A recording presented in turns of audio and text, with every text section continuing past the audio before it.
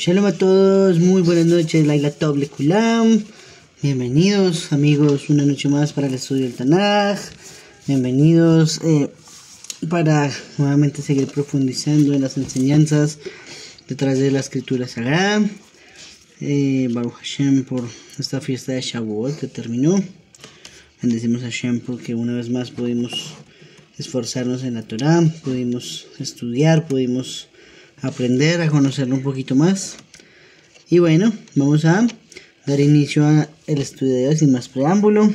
Bezrat Hashem, que este estudio sirva para la Refuah Shelema, Refuah de Nefesh, Refuah de Guf, de mi padre Jorge Gutiérrez Díaz, hijo de Lucía. Muy bien.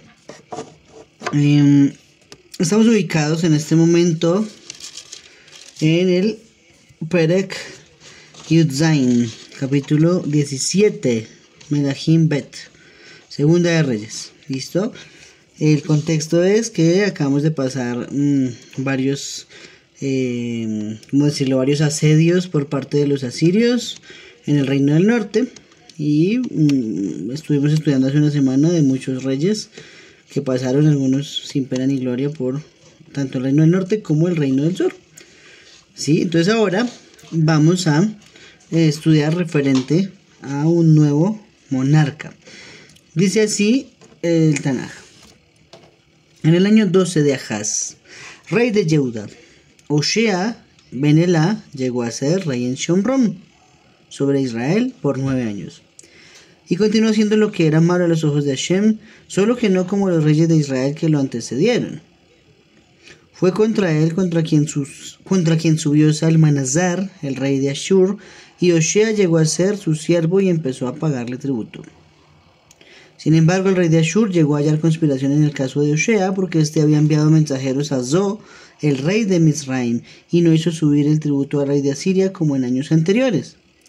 Por lo tanto, el rey de Asiria lo encerró y lo mantuvo atado en la casa de detención. Y el rey de Asiria procedió a subir contra todo el país y subir a Shomron y tenerla sitiada por 3 años. En el año 9 de Oshea, el rey de Asiria tomó a Shomron y entonces condujo a Israel al destierro, a Asiria, y lo estuvo morando en Alá y en Jabor, junto al río Gozán y en las ciudades de los Medos. Ok, entonces vamos a analizar algunas cosas, ¿no? Nos está diciendo en primera instancia que llega un nuevo rey, ¿sí? Y nos dice que no fue tan malo como habían sido sus antecesores, ¿no? Bueno, pues qué consuelo, ¿verdad? ¿Qué nos dicen los Jajamim referente a por qué ese apunte que escribe aquí el profeta Yeremiyahu, diciendo, no fue como sus antecesores, pero igual hizo lo malo ante los ojos de Hashem, ¿cierto?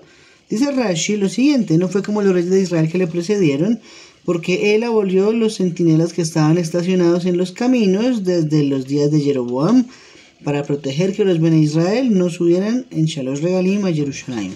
¿Sí? Recordemos que Jeroboam estableció guardias que tenían autorizado matar a todo el que pasara en cualquiera de las 3 festividades rumbo a Jerusalén para estar en ellas. Entonces era inmunidad diplomática, podían matar a la persona y no había ningún inconveniente.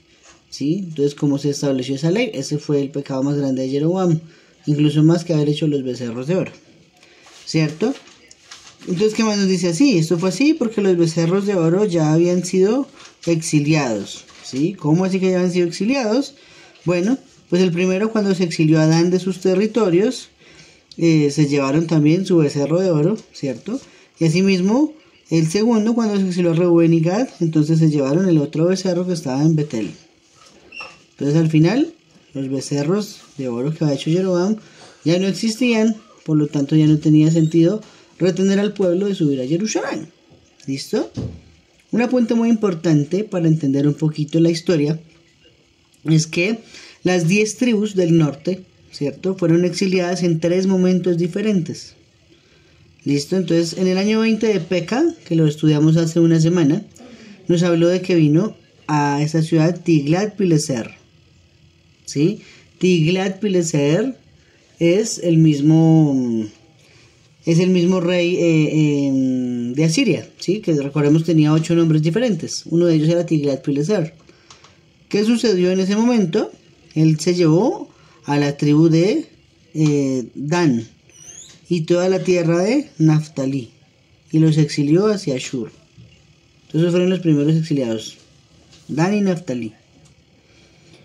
Segundo momento del exilio fue 8 años después. ¿Listo? 8 años después, nos dice el Tanaj que fue exiliado en el año 12 de Ahaz, ¿cierto? Rubén y Gad, como lo dicen acá los pesukim que acabamos de leer. Rubén y Gad, entonces ya llevan 4 tribus exiliadas. Y 8 años después, no sé por qué la verdad ese ciclo de 8 años, no he encontrado una explicación. Pero 8 años después otra vez vino y se llevó, durante 3 años que duró el asedio a todas las ciudades de Israel, al final se llevó a todo el mundo, a todos los demás, a las otras 6 tribus. Todos los demás. ¿Sí? Ok. ¿Qué más tenemos referente a este rey, Hoshea, en el cual nos está diciendo que fue un rey que hizo lo malo ante los ojos de Hashem, pero no como sus antecesores? Dice Rashi todavía en su comentario a la Torá. A pesar de que Israel ya no tenía los becerros de oro, tampoco centinelas que les prohibieran subir a Jerusalén, aún así no subía la gente a Jerusalén, ¿cierto? Eso ya se quedó como costumbre, nadie iba por allá. Quitaron los becerros, quitaron los guardias, y de todas formas nadie subía a las Shalosh Regalim, a las 3 festividades, Pesach, Shavuot, Sukkot, a Jerusalén, ¿cierto? Entonces el veredicto de ser desterrado, al final, todo Israel fue sellado, porque, dice Rashi, hasta ahora, ¿cierto?, habían culpado a sus reyes. Todos decían, es imposible ir a Jerusalén porque nos van a matar, ¿cierto? Hay inmunidad diplomática, entonces no pasa nada. El que quiera asesinarnos lo puede hacer y no va a pagar las consecuencias. Entonces nos abstenemos de ir. Hasta ahora se creía que era un problema de dirigentes. Se le echaba la culpa al rey de turno. Sin embargo, ahora que ya no tenían ni los becerros de oro, ni los centinelas, y nadie les prohibía subir a Jerusalén a los que habitaban en la tierra de Israel, de todas formas nadie iba a Jerusalén, ¿cierto? Entonces, eso lo que hizo fue terminar de sellar delante a Kadosh Baruj Hu el exilio como tal que empezó a caer sobre esas 10 tribus. Y eso es lo que está escrito en Hoshea 5:4. Dice allí en ese pasuk, porque te has descarriado, Efraín, Israel se ha contaminado, ¿cierto? ¿A qué se refiere ese pasuk? Está hablando de Jeroboam. Recordemos que Jeroboam era de la tribu de Efraín. Entonces él al final terminó contaminando a todo Israel. Como vemos acá, todos terminaron con el chip de que nadie subía a Jerusalén, así ya hubiera permiso de ir. ¿Listo? Ahora bien, nos enseña el Midrash. El Midrash dice lo siguiente: la tierra de Israel no fue destruida hasta que los 7 tribunales judiciales sirvieron a la idolatría. ¿Cuáles fueron esos 7 reyes que sirvieron a la idolatría? Vamos a ver. Número 1, Jeroboam ben Nabat. Número 2, Basa ben Ahiyab. Número 3, Ahav ben Omri. Número 4, Yehu ben Nimtzi. Número 5, Pekah, hijo de Remaliah. Número 6, Menahem ben Gedi. Y número 7, el que estamos estudiando, que se llama Hoshea ben Elah, ¿cierto? De esta forma se cumple una profecía que también está en el libro del profeta Yermiyahu.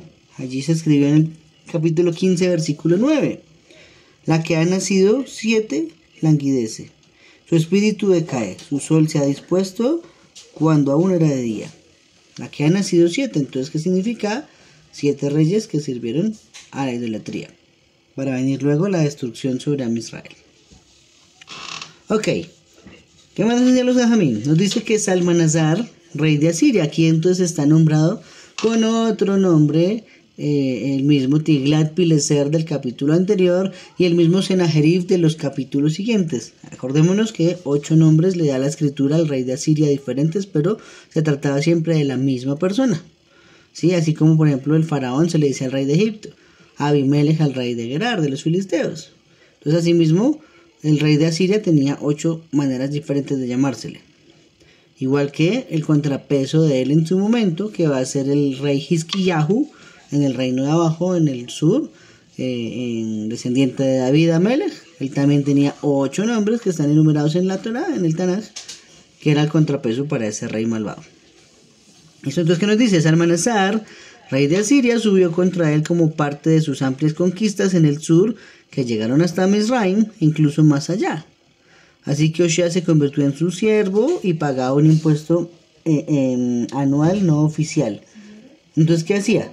Este hombre Hoshea, para evitar un poco la presión de ser sometido por el reino extranjero, lo que hacía era pagar impuestos, soborno.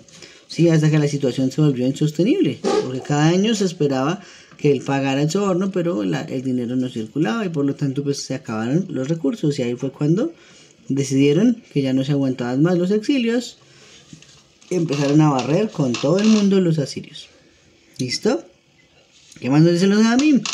Hoshea trató de impedir una mayor expansión del reino asirio, apelando a Mizraim, que era el único reino capaz de interponerse en el camino de Asiria. Entonces, ojo, acordémonos que Asiria está al oriente, Egipto está al sur, y en la mitad de esos dos está Israel. ¿Eso qué significa? Que este rey Hoshea trató de buscar alianzas con Mizraim, con Egipto, porque al parecer era el único que tenía el poderío económico, el poderío militar, estratégico para hacerle un contrapeso a los asirios. Nadie más en el mundo se atrevía a hacerlo, ¿cierto? Por lo tanto, pues él quiso hacer una alianza, se sentía probablemente más seguro ese año y en consecuencia pues no pagó más el impuesto. Y dijo, me voy a aliar con Egipto para esta guerra. Ok. Nos dijo que duró 3 años el exilio, ¿cierto? El asedio, perdón. Eso nos dicen los Jamim, fue un asedio prolongado para hacer una ciudad capital sin rey, ¿cierto? Samaria no se rindió tan fácilmente. 3 años, eso es harto tiempo. Es casi lo mismo que duró Jerusalén sitiada antes de ser destruida 130 años después. ¿Sí? Increíble. Ok. Y nos dijo al final que el rey de Asiria se llevó al destierro y lo estuvo morando en 2 ciudades llamadas, una Jalá y la otra Jabor, junto al río Gozán. Y los sabios dicen en sus escritos, estos lugares nunca fueron identificados de manera concluyente. No se sabe cuáles eran esos lugares, ¿cierto? Dicen, parece que estaban ubicados en el extremo norte del imperio asirio, probablemente en el actual Irán. Entonces probablemente donde hoy queda ese país llamado Irán, allí es donde probablemente es donde fueron desterrados la mayoría de las tribus. ¿Sí? Más adelante, o no sé si ya lo estudiamos más atrás, hay unas explicaciones de hacia dónde fueron exiliados, y una de ellas dice que también fue a África, ¿no? Bueno, ahí tienen algunas pruebas, pero pues ninguna es concluyente. ¿Listo? Importante resaltar, 133 años después, a partir de este momento en que todo el reino del norte se fue exiliado hacia Asiria, ahí sí vino Nabucodonosor, era otro imperio diferente, ya no era el imperio asirio, era el imperio babilónico, y vino y se llevó cautivo ya a Yehuda, que era lo único que quedaba como vástago de remanente de lo que un día fue Israel. ¿Listo? Muy bien, vamos a seguir con la lectura. Nos dice así el Tanaj. Ahora bien, esto aconteció porque los hijos de Israel habían pecado contra Hashem su Elohim, que los había hecho subir de la tierra de Egipto, de debajo de la mano del Paró, el rey de Mizraim, y habían empezado a temer a otros dioses. Y siguieron andando en sus estatutos de las naciones que Hashem había expulsado delante de los hijos de Israel, y en los estatutos de los reyes de Israel que estos habían hecho. Y los hijos de Israel se pusieron a escudriñar las cosas que no eran rectas para con Hashem su Elohim, y siguieron edificándose lugares altos en todas sus ciudades, desde la torre de los atalayas hasta la misma ciudad fortificada. Y siguieron erigiéndose columnas sagradas y postes sagrados sobre toda colina alta y debajo de todo árbol frondoso.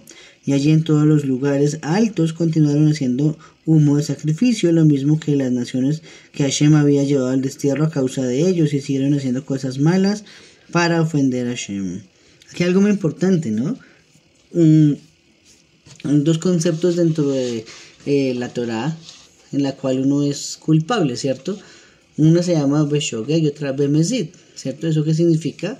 Una es con intención y la otra sin intención. A veces nosotros cometemos una transgresión sin la intención de ofender a Hashem. tal vez por ignorancia, por descuido o porque no pudimos soportarlo más, pero sé que en las intenciones del corazón nunca decimos, voy a hacer enojar a Hashem, voy a hacer una transgresión a un mandamiento de la Torah, ¿no? Es diferente el din que sucede acá en esta generación, porque aquí explícitamente dice que lo hacían para provocar a Hashem, ellos mismos lo hacían para causar la ira de Akadosh Baruj Hu. Entonces tenían una intención que era determinada y que ese era lo que los motivaba a hacerlo, ¿sí? Ok, ahora nos sigue diciendo los Jajamim lo siguiente: ellos erigieron ídolos en cada cosa alta que se usaba solo como vigilancia, ¿sí? Pues lo que hacían era que negaban la providencia de Hashem y dijeron que Hashem delegó los cuerpos celestes la supervisión de la tierra. Por eso eligieron ídolos en lugares altos en honor a esos cuerpos celestes. Eran llevados, ¿cómo se llama eso?, a la astrología, a adorar las estrellas, el sol, la luna, diciendo que esos eran los que dirigían el universo y no Hashem. Entonces lo que hacían era rendirles reverencia poniendo en un lugar alto un ídolo, una estatua, ¿sí? Por ejemplo, aquí en Bogotá uno ve hacia el oriente y hay un ídolo en la montaña más alta, precisamente, ¿cierto? Y en la montaña al lado hay otro ídolo. Entonces eso es exactamente el mismo vestigio de Avodah Zará que había dentro de Eretz Israel en el momento del exilio de Asiria, ¿sí? Y lo hacían, era para eso, para decir Hashem no dirige el mundo, sino los cuerpos celestes, por lo tanto les vamos a hacer un ídolo en honor a ellos y lo ponían bien alto para que todo el mundo lo pudiera ver. Ok, Moed Katan en la Gemara, en el Talmud, nos dice, página 18b, que esto lo hicieron para enojar a Hashem con intención, como lo dijimos hace un momento, pero ellos en realidad no pensaban que lo que hacía era cierto, solamente querían causar la ira de Hashem. Me acordé de un concepto que algunas me explicaron, ¿cierto? Hay dos formas de que este mundo se arregle, o bien sea por la bondad de Hashem o bien sea por la ira de Hashem, ¿sí? Entonces, existen los dos tipos de perfiles. Hay personas en el mundo que quieren cumplir la Torah, guardar los misbot, ¿cierto? Hacer buenas obras, ayudar al huérfano, a la viuda, separar el diezmo, en fin, todas las misbot que se pueden cumplir. Y se hace con la intención de que un día Hashem diga, esta gente merece algo mejor, enviamos la Geula, enviamos la redención del mundo. Pero por otro lado está el otro perfil, los que dijeron, esto nada que avanza, nada que se acaba, entonces se dedican a hacerlo desde el lado oscuro, transgrediendo todas las misbot de la Torah, violando cada misbah, cada palabra de la Torah, profanando el nombre de Hashem, profanando el pacto de Hashem, y así, a ver si Hashem de desespero manda la Geulá y a los demás los acaba. O sea, ¿cierto? Es un concepto difícil, pero así trabaja este mundo. Entonces, no sé, ¿cierto? Ahí nos está diciendo que ellos querían hacer enojar a Hashem, pero no estaban convencidos de que lo que estaban haciendo estaba bien, ¿sí? Simplemente era provocar a Hashem a ver si su ira hacía que todo se destruyera. Al final, pues no se destruyó. ¿Qué pasó? Que se los llevaron a todos al exilio. Entonces, pues, no fue como buena la estrategia que se utilizó. Versículo 12 dice así: continuaron sirviendo a ídolos estercolizos, acerca de los cuales Hashem les había dicho, ustedes no deben hacer esta cosa. Y Hashem siguió advirtiendo a Israel y Yehudá por medio de todos sus profetas y todo hombre de visiones, diciendo, vuélvanse de sus malos caminos y guarden mis mandamientos, mis estatutos, conforme a toda la Torah que mandé a sus antepasados y que he enviado a ustedes por medio de mis siervos los profetas. Ellos no escucharon, sino que siguieron endureciendo la cerviz, como la cerviz de sus antepasados, que no habían ejercido fe en Hashem solo y continuaron rechazando sus disposiciones reglamentarias y su pacto que él había celebrado con sus antepasados y sus recordatorios con que los había dado advertencia, y se pusieron a seguir vanos ídolos y se hicieron vanos ellos mismos, aún en imitación de las naciones que estaban todo en derredor de ellos, respecto de las cuales Hashem les había mandado que no hicieran lo mismo que ellas. Sí, o sea, tremendo. Hashem muchas veces en la Torah nos dice, en el libro de Devarim, que él está expulsando a esas naciones no porque Israel sea mejor, no, las está expulsando de ese lugar porque ellos profanaron la santidad de esa tierra con la idolatría. ¿Qué diferente hicimos nosotros o nuestros padres cuando estuvieron allí en Eretz Israel? Nada, exactamente lo mismo.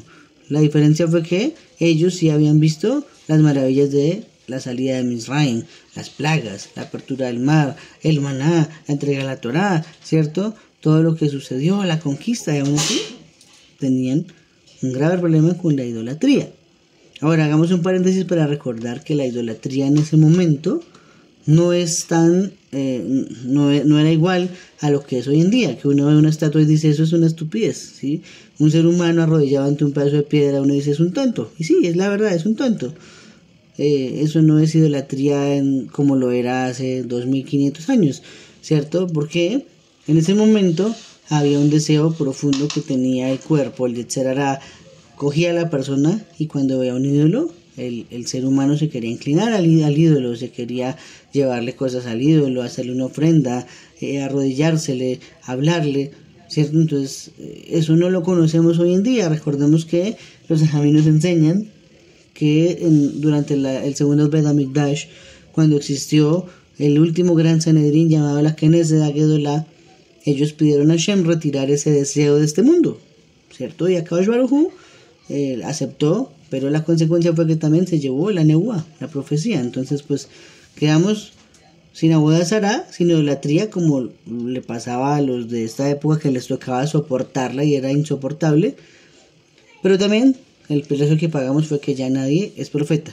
Desde el Malaquías fue el último, ahí para adelante nadie en este planeta ha sido un profeta y nadie lo va a hacer, pues hasta que Akadosh Baruj Hu decida que regresa la nebuá.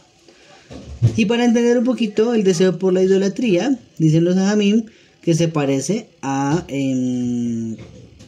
cuando un hombre tiene el deseo por una mujer, ¿cierto? Son deseos que son instintivos, que son difíciles de controlar. Por lo tanto, ese mismo deseo que uno siente como hombre por una mujer es el mismo deseo que sentían nuestros antepasados en su momento por la idolatría. Entonces, por eso es que sucedía que necesitamos una corrección, pero pues nos costó el perder la nebuá. ¿Listo? Permítame un momento, por favor.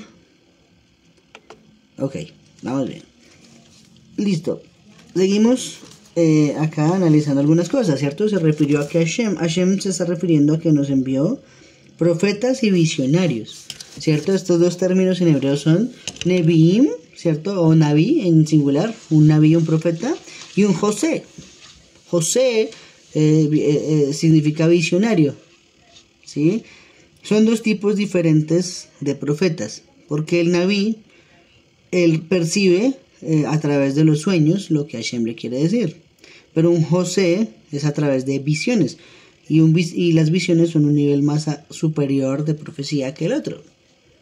Entonces, por ejemplo, empieza algunos libros como es el de Isaías, Jasón Yeshayahu, la visión de Isaías, ¿sí? Jasón Obadía, la visión del profeta Obadía, porque eran un poco superiores a otros seres que solo perciben a través de nebuá, y eso era en sueños únicamente. Entonces el sueño es un nivel inferior de profecía al lado de una visión.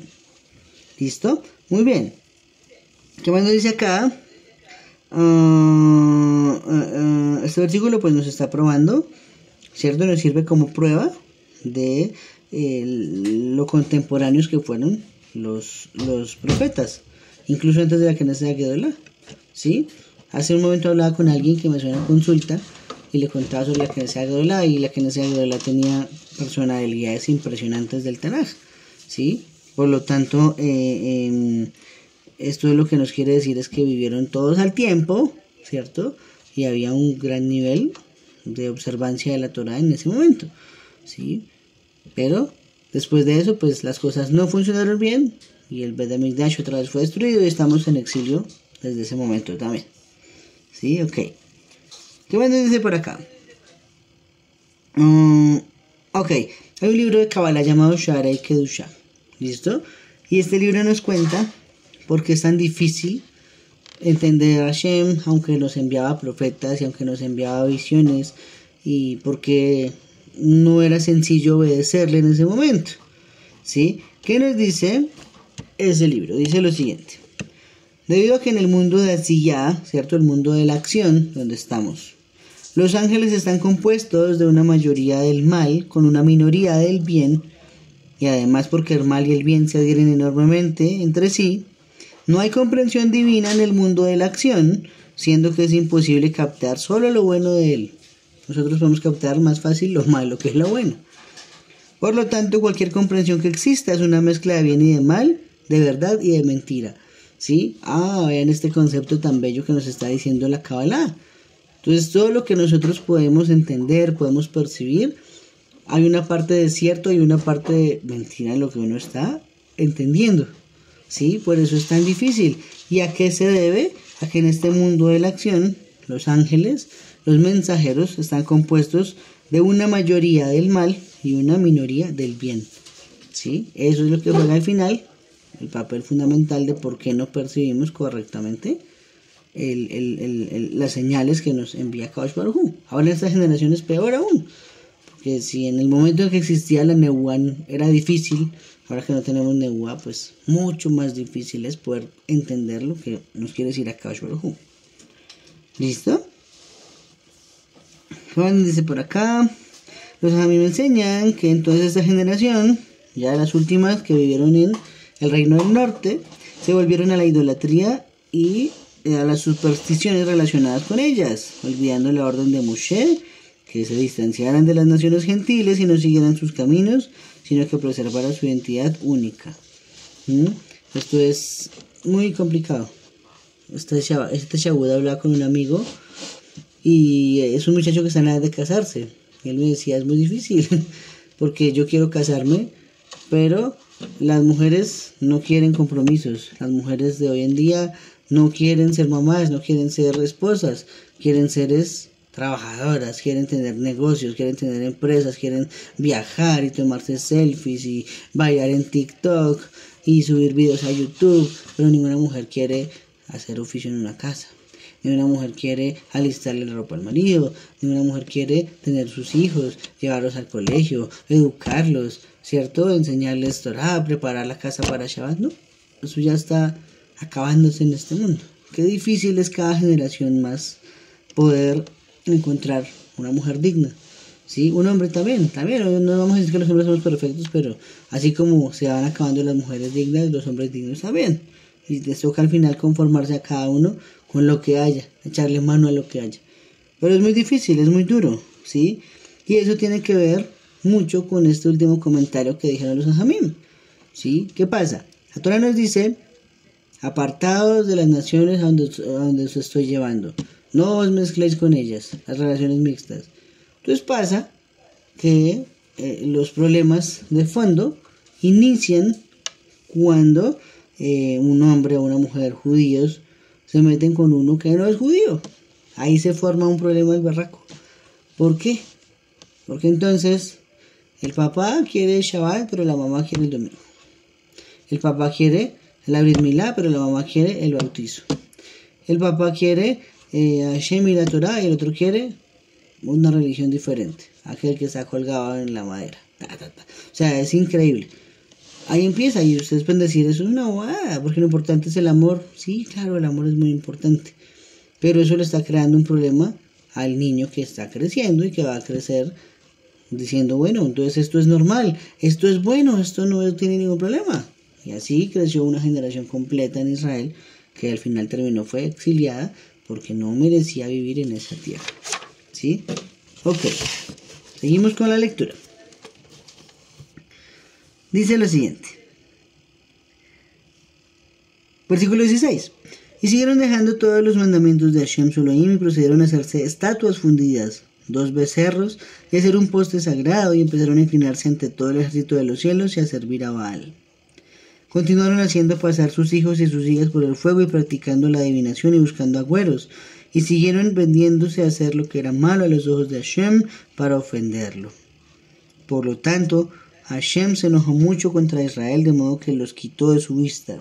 No dejó que ninguno quedara sino la tribu de Yehudá sola. ¿Sí? Solo abajo quedó Yehudá. Pero ojo con el siguiente versículo, miren lo que dice. Ni aun Yehuda mismo guardó los mandamientos de Hashem su Elohim, sino que se pusieron a andar en los estatutos de Israel que ellos habían hecho. ¿Qué es eso de los estatutos de Israel? Las leyes que legislaban en el norte sin tener permiso, ¿no? Entonces ellos dijeron, ay, tenemos condiciones difíciles, nos toca hacer una alajá para vivir acá, porque no estamos todas las tribus reunidas ni bajo el mismo rey. Entonces algún iluminado dijo, yo voy a hacer la alajá y la alajá es esta. Y entonces eso desencadenó, fue en esto, en la ira divina de Hashem, porque una sola persona no puede hacer la alajá, tiene que hacerla un Sanedrín, ¿cierto? Entonces nos está diciendo que lo que hicieron fue basarse en los estatutos de Israel, y no está refiriéndose al Israel como nación de la Torá que la recibió de Hashem en el monte Sinaí, está refiriéndose a las leyes que hacían en el norte. No subir hacia los regalim, inclinarse a los baales, hicieron otra fiesta para hacer Sukkot, le añadieron un mes más al año donde no se debía añadir. O sea, habían muchas leyes que hicieron en el norte y ahora el sur, en Yehuda, las empezaron a adoptar también. Sin embargo, Yehuda era un poquito menos malo, digámoslo de esa forma. Y por eso su exilio se demoró 133 años más todavía. ¿Sí? Ok.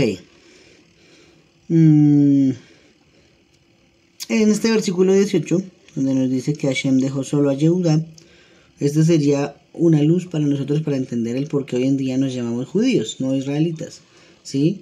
Porque al final solo esa tribu Yehuda fue el remanente de lo que quedó y lo que más perduró dentro de las 12 tribus como tradición, como habitantes de la tierra en Israel, y es por eso que es la cabeza de todas las tribus, ¿sí? Incluso pues esto se ve en el libro de Esther. Allí es mencionado Mordejai como un judío, pero Mordejai era de la tribu de Benjamín. Entonces aprendemos que desde ese entonces se nos llama Yehudim, ¿listo? Pero pues técnicamente que todos deberíamos llamarnos era Bene Israel. Muy bien, nos sigue diciendo el Tanaj. Los Benjamín. Aunque la conducta de Yehuda no fue tan corrupta como la de las otras tribus, tampoco observó los mandamientos de Hashem y siguió las prácticas de Israel. ¿Sí? No eran tan malos, pero igual tampoco merecían la bondad de Hashem. Solo duró 133 años más. Dice la Gemara, Masejet Sanedrín, página 102a. Jeroboam e Israel son como dos palos que al chocar se hacen pedazos entre sí, ya que debido a la contienda, Jeroboam hizo que los súbditos del reino de Israel se alejaran de Hashem. ¿Sí? Entonces Israel un palo, Jeroboam el otro, se pegaron y se partieron uno al otro. No fue una buena relación. ¿Sí? Sigue diciendo lo siguiente el Tanaj. En consecuencia, Hashem rechazó a todos los descendientes de Israel y siguió afligiéndolos y dándoles en la mano de pilladores hasta que los hubo echado de delante de sí. Porque él arrancó a Israel de la casa de David, y ellos procedieron a ser rey a Jeroboam ben Nebat, y Jeroboam procedió a separar a Israel de seguir a Hashem, y los hizo pecar con un gran pecado. Miren cuántos años llevaba muerto Jeroboam, cuántos reyes de Israel pasaron, hasta este que fue el último Hoshea ben Elá, el último rey del reino del norte, y todavía el Tanaj lo sigue llamando Jeroboam, hijo de Nabat, el que hizo pecar a Israel, Fue gravísimo lo que hizo Jeroboam. Y haber pasado de ser un consejero de Shlomo, una persona grandísima en su generación con la Torá, a terminar siendo llamado lo más malvado, el judío más malo de toda la historia. ¿Sí? Ok. Los hijos de Israel se pusieron a andar en los pecados de Jeroboam que había cometido, no se apartaron de ellos hasta que Hashem quitó a Israel de su vista, tal como había hablado por medio de todos sus siervos los profetas, de manera que Israel se fue de su propio suelo al destierro en Asiria hasta el día de hoy, y de ese destierro nunca se regresó, ¿no? Sí, hubo un regreso más adelante, pero fue en la época de Nabucodonosor, y los que volvieron fueron la tribu de Yehuda, los demás no. Desde este momento se pierde rastro de las 10 tribus, de ahí para adelante incluso nos van a decir los Jamín que se mezclaron. El mismo rey de Asiria ordenó que tenían que casarse con mujeres de otros pueblos y las mujeres con hombres de otros pueblos, y se empezó a mezclar raza, mezcla. Se perdió el rastro porque empezaron ya a sentarse en otros lados y a vivir allá. ¿Sí? Solo Yehuda mantuvo su identidad, o sea, por eso es un mérito grande que uno llama judíos, Yehudim. Es por algo, no es por nada más. Ok. Dice lo siguiente.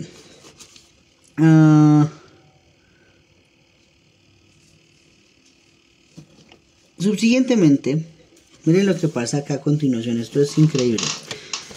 Subsiguientemente el rey de Asiria trajo gente de Babilonia, y de Cutá, y de Abá, y de Amat, y de Sefarbaim, y los hizo morar en las ciudades de Shomrom, en lugar de los hijos de Israel. Entonces nos sacaron a nosotros para traer unos nuevos huéspedes, ¿cierto? Ok, unos nuevos habitantes. ¿Y qué nos dice? Ellos empezaron a tomar posesión de Shomrom. Y a morar en sus ciudades, y aconteció que al comienzo de su morada allí no temían a Hashem.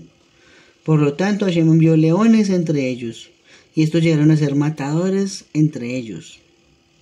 De manera que ellos mandaron palabra al rey de Siria y dijeron: las naciones que has desterrado y entonces se estableció en las ciudades de Samaria no han conocido la religión del país, de modo que él sigue enviando leones contra ellos, y mira, les están dando muerte, puesto que no hay nadie que conozca la religión del Elohe del país. ¿Sí? Ok, entonces ¿qué nos está enseñando acá, no? Desde este momento en la historia, en la tierra de Israel, la tierra de Hashem, la tierra que él prometió a Abraham, Isaac y Jacob, ¿cierto? Desde ese momento, la historia está habitada por naciones extranjeras, hasta hoy. Imagínense cómo ha llegado el degenero de la gente que vive en Eretz Israel, que el centro LGBT del mundo es Tel Aviv, dentro de la Tierra Santa. Increíble, ¿no? Nos está enseñando aquí el profeta Yermiyahu en el Tanaj que desde este momento, desde los destierros, empezó el despelote que todavía hoy se está viendo. Consecuencia de no seguir la Torah, ¿cierto? Nos dice Barternura: de aquellos que adoran ídolos y constelaciones, que el rey de Ashur dejó consigo habitar en Eretz Israel, se convirtieron por medio de que se los comieran los leones, ¿sí? Así observaban la Torah escrita, ¿cierto? Observaban la Torah escrita y todos los mandamientos más minuciosamente que los israelitas, hasta que los examinaron más de cerca. Luego encontraron la imagen de una palmera en la cima del Gesirim, a la que adoraron, y desde allí se consideraron como aquellos que adoran los ídolos y las constelaciones. Entonces aquí viene un problema. Resulta que llegan nuevos habitantes y los leones, como nos dijo el relato, empiezan a entrar de ciudad en ciudad a comerse a la gente, ¿sí? Y empiezan a indagar, ¿cierto? Y a mirar qué es lo que sucede. Y tiene que ver con que la tierra es tan sagrada que la misma tierra reconoce quién es digno de vivir en ella y quién no. Por lo tanto, ¿ellos qué hacen? Empiezan a capacitarse. El rey de Asiria pregunta a los Jajamim de ese entonces, o a los Kohanim que habían sido desterrados en las 10 tribus, y ellos le dicen: en esa tierra no puede vivir cualquier persona, y el que va a vivir en esa tierra tiene que ceñirse a la Torah, porque si no se ciñe a la Torah, entonces ese es el resultado. La misma tierra los vomita, dice así, ¿cierto? La misma tierra hace que se vayan, o los mata, o algo pasa, pero son fenómenos naturales, ¿sí? Entonces, ¿qué hicieron ellos? Empezaron a capacitarse, mandaron a algunos Kohanim allá que enseñaran la Torah, a que la vivieran, y terminaron viviendo una mezcla doble. Observaban por un lado Mitzvot, pero por el otro lado seguían adorando sus ídolos, ¿sí? Eso sigue pasando todavía hoy en Eretz Israel. ¿Qué más nos dice acá? Nos dice: aunque las naciones paganas le temen y le llaman Hashem, ¿cierto? Como dice Malaquías 1:14, estas naciones no temían a Hashem porque decían: si él fuera digno de temor, no habría permitido que su pueblo fuera exiliado. Entonces al final aquí se empezó a formar un Hilul Hashem, pero eso es por desconocer el contexto, porque una cosa es que Hashem hubiera sido incapaz de defender a Israel de los que lo asediaban. No, por ese lado no iba la cosa iba más por el lado de que era un castigo divino, era una consecuencia de la desobediencia a los Mitzvot, ¿sí? Eso no lo sabían las personas que llegaron a habitarlo y por eso no respetaban a Hashem. Decían: si Hashem fuera poderoso, entonces no hubiera permitido que su pueblo se fuera al exilio. Entonces eso causó también ira divina, que impulsó más a que se llegaran esos leones allí al Eretz Israel a comerse a los nuevos habitantes, ¿sí? ¿Qué más nos dice allí? Como los asentamientos humanos eran escasos, entraron en las ciudades de Samaria los leones. ¿Sí? Hay algo muy parecido cuando Hashem está desterrando a los reyes de Canaán. Nos dice por allí al final en la Torá que no lo iba a hacer de sopetón porque las fieras del campo se multiplicarían contra nosotros, sino de a poquitos. Claro, Yehoshua bin Nun se demoró 14 años conquistando la tierra, ¿cierto? Fueron hartos años de guerra, muchos años de guerra. Y por lo tanto, ¿qué aprendemos de eso? Que aquí nos está enseñando cuál era el motivo. Si hubieran quedado desoladas, las fieras del campo se multiplicaban y acababan con Israel. Aquí como fue de sopetón desolado, de todas las ciudades de las 10 tribus, cada habitante, los leones llegaron a comer a las ciudades. Sí, es una consecuencia. El Midrash Tanhuma nos explica. Senajerib llamó a los ancianos a preguntar por qué mientras Israel vivía en su tierra, nunca los devoraron las fieras salvajes. Y ahora sí, ¿cierto? Porque listo, ¿eran malos? No seguían la Torá, pero algo pasaba, ¿no? Las fieras no iban contra ellos. ¿Qué pasó? Entonces ellos susurraron unos a otros, se dijeron unos a otros los ancianos de Israel cuando les preguntó Senajerib. Dijeron, demos la misma respuesta y tal vez nos permita regresar allá. Entonces ellos le dijeron, esta tierra no da la bienvenida a nadie que no se ocupe de la Torá y sea incircunciso. Así el rey dijo que escogieran 2 que fueran allá y los instruyeran, y se eligió a Rabbi Dastai, hijo de Rabbi Yanai, y a Rabbi Sabayá, y les enseñaron la Torá escrita de forma abreviada. Les enseñaron básicamente pues el nivel literal de la Torá, no el nivel profundo como lo estamos estudiando nosotros, por ejemplo. ¿Sí? Y sigue diciendo el comentario del Midrash Tanhuma. Aunque los habitantes de Shomron temían a Hashem, después de esto también adoraban sus propios dioses, ya lo hemos dicho. Y así hicieron hasta que Ezra regresó de Babel con Zorobabel y Yehoshua, hijo de Jehoshadak, y ya establecidos nuevamente en Israel, se prohibió comer de su pan e incluirlos en las filas de Israel. ¿Sí? Estamos hablando de muchos años más, ya sí como unos 200 años más adelante, que Esdras regresa con los desterrados de Babilonia y ya una vez llegan a Eretz Israel, se hacen leyes. Se tiene que despedir a toda esposa extranjera, a todo hijo producto de esa unión. Y por lo tanto, quienes ya habitaban allí en Eretz Israel, se les hizo también a un lado y no se les reconoció como israelitas propiamente, sino como extranjeros que vivían en la tierra. Pero se prohibió relacionarse con ellos de forma sentimental y de forma de comer pan, ¿sí? Para hacer pues negocios, tal vez sí, porque el dinero de ellos sí es útil para todos nosotros. Ok, dicen los Javim, este puede ser un principio para entender por qué el converso no es bien visto en Israel, ¿cierto? El converso nos hacen mala cara, no nos ven con buenos ojos, y es por algo. Tenemos pruebas en el Tanaj, por todo lado, de que cuando había una conversión tenía unas intenciones que no eran puras, o como en este caso, se aceptaba la Torah a la par de que se seguía adorando a los ídolos. Entonces, por eso a lo mejor no nos quieren, no nos ven con buenos ojos. ¿Listo? Muy bien. Sigue diciendo el Tanaj. Ante esto el rey de Asiria dio una orden y dijo, hagan ir allá uno de los sacerdotes que ustedes condujeron al destierro de allí, para que vaya y muera allí y les enseñe a ellos la religión de lo del país. Ya lo dijimos. Por consiguiente, uno de los sacerdotes que ellos habían conducido de Shomron al destierro, vino y se puso a morar en Betel y llegó a ser maestro de ellos respecto de cómo debían temer a Hashem. Sin embargo, cada nación diferente llegó a ser hacedora de su propio Dios, el cual entonces depositaron en la casa de los lugares altos que los samaritanos habían hecho, cada nación diferente en sus ciudades donde estaban morando. ¿Sí? Qué fuerte eso. Entonces tenemos que, no sé, un ejemplo, se fueron hindúes a vivir a Israel, entonces adoraban a su Buda. Se fueron cristianos, adoraban a su Yeshu.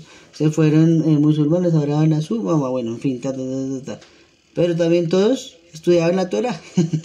Se formó un balagán, se llama en hebreo un desorden increíble, ¿no? Ok, nos dice así, Rabino Bejaya da una opinión.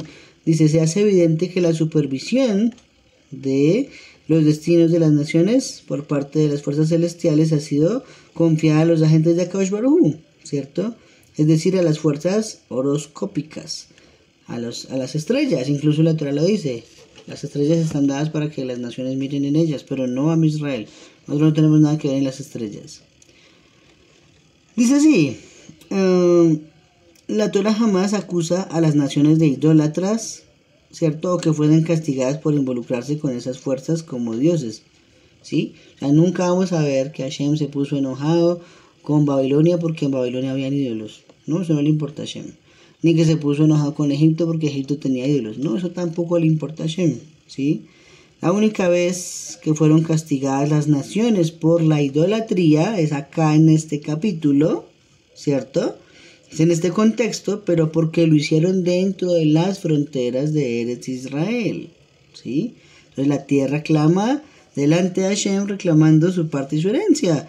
Y cualquiera que practique la idolatría en Israel es visto como si estuviera intentando expulsar al rey de su palacio. Es muy grave. La idolatría es grave en general, pero dentro de Israel es mucho más grave. ¿Sí? Mucho más grave. Imagínense la esposa, que el esposo tiene un amante. Bueno, si lo tiene por fuera y ella no se entera, de pronto no pasa nada. Pero si se entera que tiene un amante, y aparte el hombre quiere traer a la mujer, a la amante, a vivir en la misma casa y desplazar a la dueña, a la señora, pues obvio, la señora se va a molestar, se va a enojar, se va a sentir. Eso es lo que siente Hashem cuando se hace idolatría. En Eretz Israel, él es el amo de esa tierra. ¿Cómo es que allí dentro de las fronteras se va a adorar algo tan extraño? ¿Sí? Probablemente por eso nos llegan la Geulá, por eso nos llega la salvación a este mundo. Israel está lleno de gente malvada hoy en día. Eres Israel. Está habitado por gente que no es digna de habitar en ella. Y llega gente como lo que pasó en el 7 de octubre del 2023, ¿cierto? Que murieron 1200 y pico de personas. Y todo el mundo lo que hace es un llanto y un lloro y un lamento y maldice a los que mataron, que eso no está bien, pues sí, no está bien, no sé. Pero están limpiando a gente que no estaba haciendo Torah dentro de Eretz Israel. Era el día de Simchat Torah y todos están en una fiesta electrónica. ¿Qué nos importa el destino de esos 1200 que mataron si no estaban guardando la Torah dentro de Eretz Israel? ¿Qué nos importa eso? ¿Por qué vamos a llorar por ellos? ¿Sí? Hubiera sido diferente que se hubieran metido en Jerusalén y hubieran matado gente en las sinagogas, en las casas de estudio, en el cótel, hombre. Eso sí hubiera sido algo muy doloroso, porque era gente que estaba dedicada a la Torah. Pero gente que estaba en una fiesta electrónica el día de Simchat Torah, no jodas, ¿sí? Eso no es para llorar. Y así vean este video, familiares, vean, la verdad no me interesa. Si están en Israel, se cuida la Torah. Afuera hagan lo que quieran, pero ¿por qué allá? Allá no lo hagan, ¿sí? Ok. También aprendemos acá algo muy importante y un detalle muy significativo. Es que a quienes se envió a capacitar a la gente para vivir en las fronteras de Eretz Israel era a los Kohanim. Ay, porque ese es el orden natural de la Torah. Hay una tribu que fue separada por Hashem de las demás tribus para enseñar la Torah a Israel, ¿cierto? Para que se dedicaran al servicio de Hashem, al cual tocaba mantener, la tribu de Leví, ¿sí? Es el deber de ellos enseñar la Torah, no es el deber de otras tribus. Hoy en día nos toca a nosotros mismos enseñarnos sin ser ni siquiera de una de las tribus de Israel, debido a lo poquito que está el mundo, a la poquita luz que hay en él. Pero vamos a poner el escenario. Llega la Geulá, aparece el rey Mashiach, es coronado, se restablece el servicio del templo. Inmediatamente otra vez la tribu de Leví toma el protagonismo que está escrito en la Torah, ¿sí? Ya no va a ser la tribu de Yehudá, pero hay que agradecerle a Yehudá que mantuvo la identidad de la Torah hasta este tiempo. Pero muchas gracias, ya cumplió su tarea, muy amable, muy de la casa, muy querido. Tribu de Leví tiene que enseñar la Torah, no la tribu de Yehudá. ¿Listo? Vamos a terminar. Sigue diciendo el Tanaj. Sin embargo, cada nación... ok, ya dijeron que estaban con otros dioses. Ya, y los hombres de Babilonia por su parte hicieron a Sucot Benot. Y los hombres de Cud por su parte hicieron a Nergal. Y los hombres de Amat por su parte hicieron a Asimá. En cuanto a los sabeos, ellos hicieron Nibhaz y a Tartak. Y los sefarbaitas estaban quemando sus hijos en el fuego a Adrabemelech, y Anamelech, los dioses de Sefarbaim. Llegaron a ser temedores de Hashem y del pueblo en general, y se pusieron a ser sacerdotes de los lugares altos, y estos llegaron a ser funcionarios para ellos en la casa de los lugares altos. De Hashem se hicieron temedores, pero de sus propios dioses resultaron ser adoradores, conforme a la religión de las naciones, de entre las cuales los habían conducido al destierro. ¿Sí? Miren lo que dice ahí, nos habló de varios dioses, ¿no? Y aquí hay una explicación de Rashi y de los Jajamim en otros contextos de cómo eran esos dioses. ¿Sí? Dice lo siguiente: ese tal Sukkot Benot era un ídolo en forma de gallina y sus pollitos. ¿Sí? Ese era el ídolo. Nergal era un ídolo en forma de gallo. Tienen adoración en algunas naciones por las aves. Ashimo era un ídolo con forma de cabra. Según otros dicen que era un gato. La Gemara en Sanedrín 63b amplía también todo esto y nos dice que, adicional a lo anterior, ¿cierto? Nos dice que Nibhaz era la imagen de un perro y Tartak la imagen de un burro. O sea, miren lo banal que es el servicio de los ídolos que adoran supuestamente al creador o a una deidad, pero con forma de un animal, ¿sí? Un animal que ni siquiera tiene cómo racionar. Tremendo, ¿no?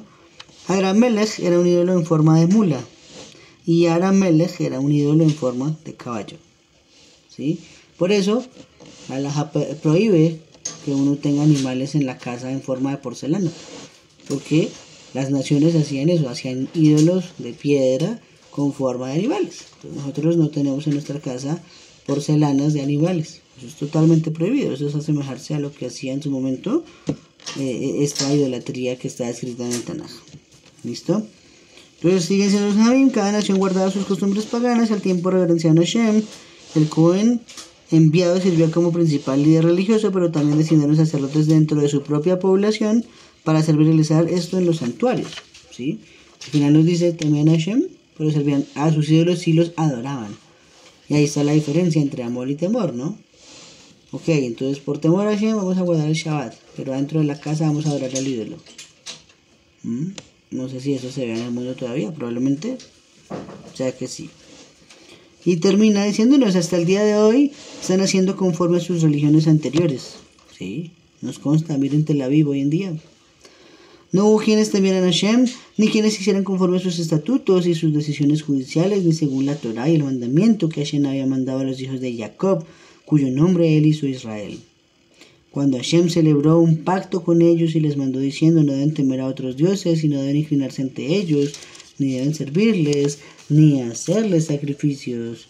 Antes bien Hashem, que los hizo subir de la tierra de Egipto con gran poder y brazo extendido, a ese es a quien deben temer y ante quien deben inclinarse, y a él deben hacer sacrificios. Y las disposiciones reglamentarias y las decisiones judiciales y la Torá y los misbot que él escribió para ustedes, deben cuidar de ponerlos por obra siempre y no deben temer a otros dioses. Importante, ¿no? La Torá no es solo para estudiarla, la Torá es para vivirla. Aquí nos está diciendo el secreto, para ponerlas por obra. Es el objetivo de la Torá, no solamente estudiarla. Todo esto que hacemos nosotros es para que vivamos la Torá, no para que quede en un estudio. De nada nos sirve saber toda la teoría de cómo nadar hasta que vemos una piscina y nos ahogamos, ¿cierto?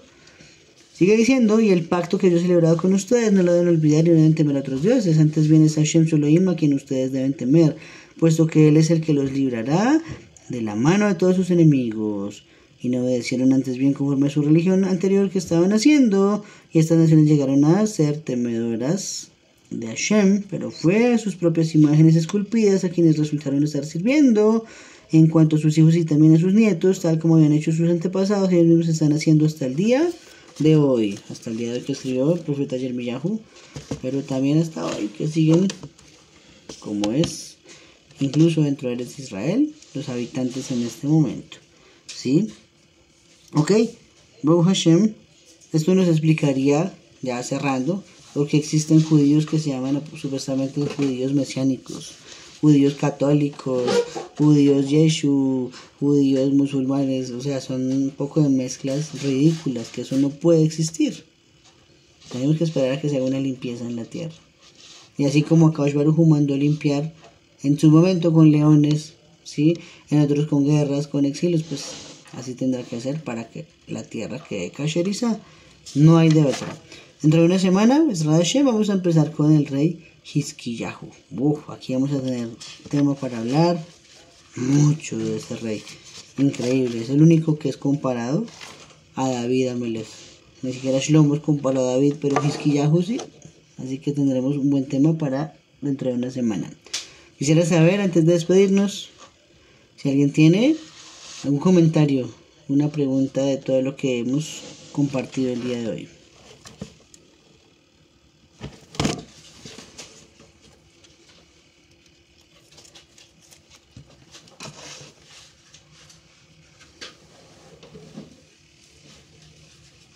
Bien.